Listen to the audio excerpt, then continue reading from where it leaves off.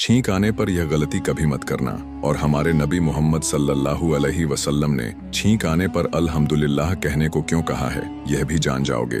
दरअसल हवा के साथ बैक्टीरिया और धूल के पार्टिकल जब हमारे शरीर में एंटर करते हैं तो हमारी इम्यूनिटी सिस्टम अलर्ट हो जाती है। इन्हें बाहर निकालने के लिए छींक आती है, जिसकी रफ्तार लगभग 160 किलोमीटर प्रति घंटा होती है। छींक रोकने की कोशिश आपकी नसों और दिमाग को भी डैमेज पहुंचा सकती है। इसके अलावा छींक आने के बाद कुछ सेकंड के लिए हमारी सांस, दिल की धड़कन और शरीर के कई हिस्से ठहर जाते हैं, मानो अल्लाह ने हमें एक नई जिंदगी दे दी हो। इसलिए छींक आने पर अल्लाह का शुक्र अदा करो।